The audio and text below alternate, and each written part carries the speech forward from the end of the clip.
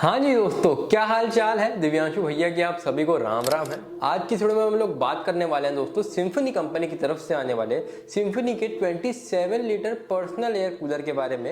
ये जो personal air cooler है इसको मैं लगभग 1 महीने से यूज कर रहा हूँ आप लोगों को इसका सही रिव्यू देने के लिए। इस पर्सनल एयर कूलर के अंदर आप लोगों को ऐसी बहुत सारी चीजें देखने के लिए काफी ज्यादा पसंद आएंगी, और हाँ कुछ चीजें ऐसी भी हैं जो कि शायद आप लोगों को पसंद ना आए। स्पेसिफिकली कुछ ऐसी चीजें जिसके कारण कि कुछ लोगों को इस कूलर को नहीं लेना चाहिए। तो वो कौन से ऐसे लोग हैं जिनको इन कूलर को परचेस करना चाहिए, किनको जो है परचेस नहीं करना चाहिए। ओवरऑल सारी बातें हम लोग इस कूलर के बारे में करने वाले हैं। तो बिना टाइम वेस्ट के चलिए फटाफट से स्टार्ट करते हैं इस वीडियो को। सबसे पहले अगर बिल्ड एंड डिजाइन से शुरुआत करें तो आप लोग देखिए काफी द प्रीमियम एंड काफी द क्लासी बिल्ड आप लोगों को इस कूलर की मिलती है। सामने की साइड में यहाँ पर आप लोगों को पूरी की पूरी फाइबर बॉडी इस कूलर की देखने के लिए मिलती है। ब्लू एंड व्हाइट टोन में ये कूलर आप लोगों को मिलता है। ऊपर की साइड में आप लोगों को सिम्फनी की ब्रांडिंग मिलती है, आईपीओ टेक्नोलॉजी की ब्रांडिंग मिलती है। ये जो आईपीओ टेक्नोलॉजी है जो है मार्केटिंग गिमिक है। बेसिकली यहाँ पर मैं जो जितने भी हनीकॉम पैड है इसके अंदर उसको जो है कलर कर दिया गया है, कुछ आईपीओ टेक्नोलॉजी के बारे में डाल दिया गया है कि यहाँ पर बैक्टीरियल फ्री है और इस तरीके की कुछ चीजें यहाँ पर बोली जा रही है।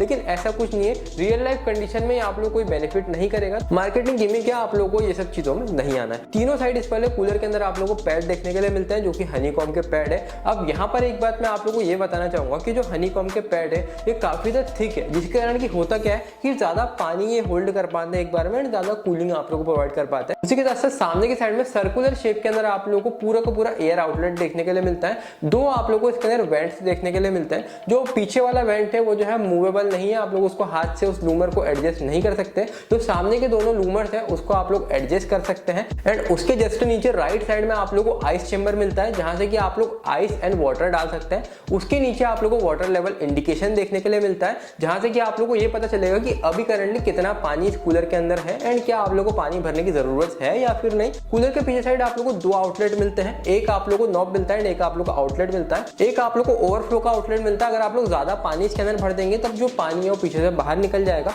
उसी के साथ साथ आप लोगों को इसके अंदर एक ड्रेन प्लग मिलता है। अगर आप लोग कूलर को क्लीन करके रखना चाहते हैं तब आप लोग इस वाले कूलर को नीचे से ड्रेन प्लग को निकाल सकते हैं। जितना भी पानी इसके अंदर होगा बहुत टाइम से अगर पड़ा हुआ है पानी, अगर आप लोग क्लीन करके रखना चाहते हैं तब जैसे ही आप लोग ड्रेन प्लग को निकालेंगे तब सारा पानी यहाँ पर नीचे गिर जाएगा एंड आप लोग अपने कूलर को क्लीन करके आसानी से रख पाएंगे। वहीं अगर आप लोगों से बात करो ऊपर की साइड में तो ऊपर आप लोगों को 2 नॉब मिलेंगे। एक जो पहला नॉब है उसकी मदद से आप लोग स्पीड कंट्रोल कर सकते हैं, 1 2 3 किस स्पीड में आप लोग कूलर चलाना है। और दूसरा नॉब है उसकी मदद से आप लोग जो स्विंग मोड को ऑन कर सकते हैं, ऑफ कर सकते हैं। वाटर पंप चालू करके आप लोग स्विंग मोड को ऑन एंड ऑफ कर सकते हैं या फिर ओनली स्विंग मोड को आप लोग यूज कर सकते हैं या फिर स्विंग मोड को ऑफ करके सिर्फ और सिर्फ वाटर पंप आप लोग चालू कर सकते हैं। तो इतने कुछ ऑप्शन आप लोग को इस वाले कूलर के अंदर मिलते हैं। अब ओवरऑल अगर आप लोगों से बिल्ड एंड डिजाइन के बारे में बात करूं तो काफी अच्छी बिल्ड एंड डिजाइन आप लोगों को मिलती है। उस मामले में आप लोगों को बिल्कुल भी प्रॉब्लम इस वाले कूलर के अंदर नहीं आने वाली है। अब अगर बात करें मेन की कैसी कूलिंग आप लोगों को कूलर प्रोवाइड करता है, देखिए दोस्तों जब मैंने इसको यूज किया 1 महीना तब मैं यहाँ पर आप लोगों को एक बात पहले ही बता दूं कि ये जो एक पर्सनल एयर कूलर है, जितने भी पर्सनल एयर कूलर होते हैं वो जो 40 से लेके 42 डिग्री के आसपास का, अगर आप लोग घर के आसपास का या फिर जिस एरिया में आप लोग रहते हैं वहां का टेम्परेचर अगर हो जाता है, ऐसी सिचुएशन में आप लोग पर्सनल एयर कूलर को यूज कर सकते हैं। अगर आप लोगों के एरिया का टेम्परेचर 42 डिग्री से भी ज्यादा चले जाता है, 45 46 47 के अप्रोक्स अगर आप लोग के एरिया के अंदर टेम्परेचर रहता है तब ऐसे में आप लोग पर्सनल एयर कूलर के साथ नहीं जा सकते। आप लोगों को डेजर्ट एयर कूलर परचेस करना पड़ेगा। इस चीज का आप लोग ध्यान में रखिए कि अगर आप लोगों के एरिया में टेम्परेचर बहुत ज्यादा हो जाता है, ऐसे में जितने भी पर्सनल एयर कूलर है उनमें से कोई भी पर्सनल एयर कूलर आप लोगों के लिए काम नहीं करेगा। लेकिन हाँ 40 से लेके 42 डिग्री के लगभग अगर टेम्परेचर रहता है ऐसे में आप लोग यूज कर सकते हैं। एयर थ्रो की अगर आप लोगों से बात करूं, काफी अच्छा एयर थ्रो ये कूलर आप लोग प्रोवाइड करता है। अगर आप लोग ये रूम में 2-3 लोग रह रहे हैं तब 120 से लेके 150 स्क्वायर फीट तक का एरिया ये जो कूलर ये आराम से कवर कर लेगा। इससे बड़े एरिया में अगर आप लोग रखेंगे इसको तो क्योंकि ये एक पर्सनल एयर कूलर है तब इतना ज्यादा आप लोगों को इसका एयर थ्रो नहीं मिलेगा। मतलब एक बड़े हॉल में 250 स्क्वायर फीट 300 स्क्वायर फीट की जगह में आप लोग इस वाले कूलर को नहीं रख सकते। आप लोगों को बिल्कुल भी कूलिंग इस वाले कूलर की नहीं मिलेगी। लेकिन हाँ अगर आप लोग एक छोटे रूम में रहते हैं, हॉस्टल में अगर आप लोग रहते हैं, बैचलर वगैरह अगर आप लोग हैं,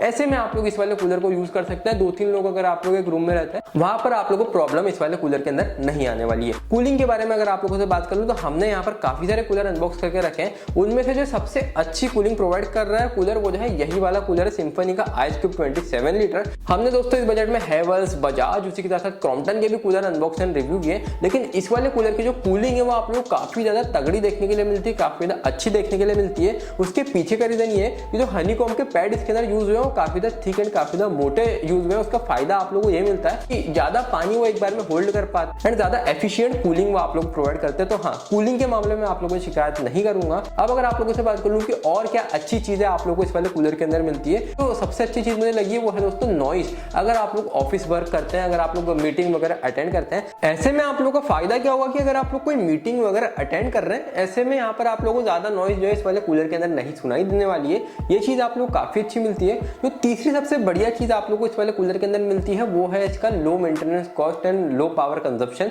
ये जो कूलर है ये जो है 1 घंटे में 95 वाट की बिजली कंज्यूम करता है। अगर आप लोग इस वाले कूलर को 10 घंटे यूज करेंगे तो अब 950 वाट की बिजली आप लोग कंज्यूम करेगा। एंड अगर हम लोग इसको कैलकुलेट करें कि अगर आप लोग दिन में इसको 20 घंटे यूज करते हैं तब मोटा मोटा 2 यूनिट बिजली कंज्यूम ये जो कूलर है आप लोग करेगा। इसको अगर आप लोग देखेंगे तो 8 रुपए यूनिट अभी चल रहा है, कहीं कहीं जगह पर 9 है, कहीं कहीं जगह पर 7 है। 8 रुपए यूनिट अगर आप लोगों के आसपास जो बिजली का रेट चल रहा है तब ऐसे में 16 रुपए की बिजली आप लोग की रोज कंज्यूम होगी। इसको अगर आप लोग मल्टीप्लाई करेंगे 30 से तब 480 रुपए का आप लोगों का जो इलेक्ट्रिसिटी बिल है वो सिर्फ और सिर्फ कूलर बढ़ाने वाला है। एंड वो भी तब जब आप लोग इसको एक दिन में 20 घंटे इस वाले कूलर को यूज करेंगे। एंड जनरली कोई भी कूलर को 12 से 15 घंटे यूज करता है, 16 घंटे यूज करता है, 20 घंटे तो यहाँ पर कूलर जो है नहीं चलता है, क्योंकि कई कई जगह पर जो लाइट भी चले जाती है, लाइट भी कट ऑफ हो जाती है। तो ऐसे में काफी कम लोग हैं जो कि कूलर को 20 घंटे यूज करते हैं। तो हो सकता है कि आप लोगों को 400 450 रुपए के अप्रोक्स भी काम हो जाए। ये चीज आप लोग काफी अच्छी इस वाले कूलर के अंदर मिलती है। अब अगर आप लोगों से बात कर लूं क्या कोई नेगेटिव पॉइंट है इस वाले कूलर को परचेस करने के, जो सबसे बड़ा नेगेटिव पॉइंट इस वाले कूलर का है